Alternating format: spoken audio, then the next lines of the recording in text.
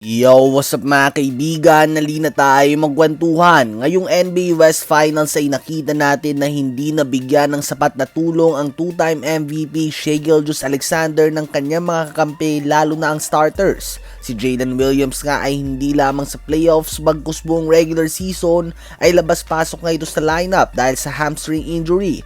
Habang si Chet Holmgren naman ay tila ba nanginginig ang tuhod tuwing nasa harap niya si Victor Wembanyama. Mahirap nga manalo kung ang second option mo sa opensa at isa pang all-star sa team ay magtatala lamang ng 2-shot attempts sa do-or-die Game 7 for a total of 4 points. Iba nga yung nagsastruggle ka offensively, subalit iba din nga yung hindi ka naging agresibo na tila ba takot kang tumira. At ito nga nangyari kay Chet Holmgren mga kaibigan. Kaya naman ngayon nga ay napag-uusapan kung dapat na bang gumawa ng trade ang OKC para makuha si Giannis Antetokounmpo. Dahil kung assets lang naman ang pag-uusapan ay walang duda na OKC nga nakakalamang sa lahat. Mapa-players man ito o draft picks. Kayang-kaya nga nilang talunin ang offer ng ibang mga team at pwede magsimula ang lahat kay Chet Holmgren o kaya naman kay Jalen Williams. Subalit ang tanong nga ay kailangan nga ba talaga ng OKC na buwagin ang team o kailangan lamang nila na maging healthy dahil sila pa din nga ang may hawak ng best regular season record ngayong season. Winalis nila ang first round and second round at natalo sila sa Spurs nang wala ang second and third option nila sa opensa Jalen Williams at AJ Mitchell. Si J-Dub nga ay 25 years old pa lamang, 24 si Chet Holmgren at 23 naman si AJ Mitchell.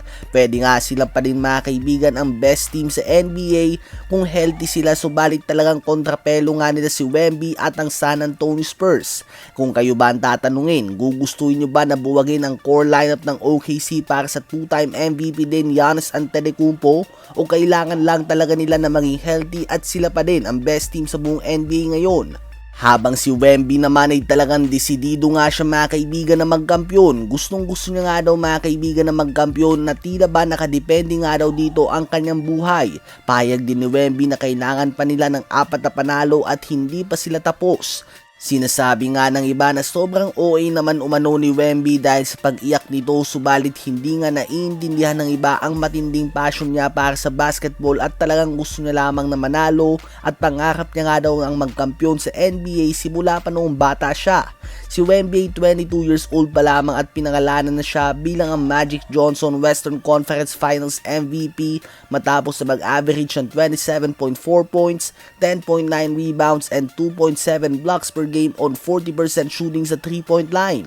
Sa kanyang panguna, ang Spurs ngayon mga kaibigan ay may pagkakataon na magkampiyon for the first time since 2014 nang talunin nila ang Miami Heat at naiuwi ni Kawhi Leonard ang kanyang unang Finals MVP. Kung magagawa nga ni Wemby na pangunahan ng Spurs sa championship sa edad na 22 years old, ay ito na nga ang opisyal na magiging simula ng Wemby era sa NBA. Ano ba masasabi nyo tungkol dito?